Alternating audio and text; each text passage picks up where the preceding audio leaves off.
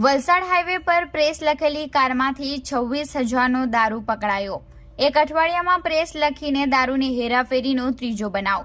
જોકે 5 દિવસ અગાઉ વલસાડ રૂરલ પોલીસ મથકે પ્રેસ લખેલ ટવેરા કારમાં વિદેશી દારૂ સાથે 3 ઝડપાયા હતા અને ત્યારબાદ ગતરોજ પારડી પોલીસ મથકે પણ ઇકો કારમાં પ્રેસનું બોર્ડ રાખી દારૂની ખેપ મારતા 2 ઇસમો ઝડપાયા હતા અને ફરી એકવાર ડુંગરી પોલીસ મથકે પ્રેસનું સ્ટીકર લગાવી દારૂની ખેપ મારતો એક ઇસમ ઝડપાતા આ વિષય ચર્ચાસ્પદ બન્યો છે।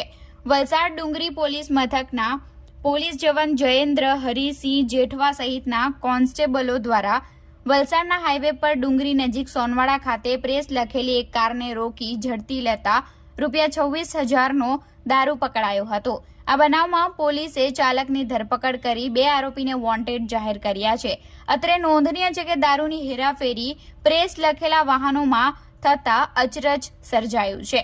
વલસાડના હાઈવે પર સોનવાડા ઓવરબ્રિજ પાસે પસાર થતી એક કારને બાતમીના આધારે ડુંગરી પોલીસ મથકની ટીમે વોચ ગોઠવી લાકડીનો ઇશારો કરી રોકી હતી। દરમિયાન કારના ચાલક શમશાદ ઉર્ફે સલમાન શમશુદ્દીન અંસારી ઉંમર વર્ષ 43 રહે કોસાડ આવાસ સુરતનાને નીચે ઉતારી પૂછપરછ કરી બાદમાં કારની ઝડપી લેતા પાછળની સીટ પાસેથી ડિક્કીમાં પુઠ્ઠાના બોક્સ ભરેલ કુલ 528 નંગ દારૂની બોટલો મળી આવી હતી, જેની કિંમત ₹26,400 બતાવાઈ હતી। આ સાથે પોલીસે વધુ પૂછપરછ કરતા આ માલ સુરત લાલગેટ લપસીવાડા ચાલ દાસ્તીપુરામાં રહેતા સોહેલ ઉર્ફે બાબા કબૂતર પઠાણને આપવાનો હતો તેવું જાણવા મળ્યું હતું। પોલીસે દારૂ ભરાવનાર મંગાવનારને વોન્ટેડ જાહેર કરી ₹5 લાખની કાર સહિત ₹5,26,900નો મુદ્દામાલ કબજે કર્યો હતો। અત્રે ઉલ્લેખનીય છે કે આ કાર ઉપર પ્રેસ લખીને દારૂની હેરાફેરી કરવાનો પ્રયાસ કરાયો હતો।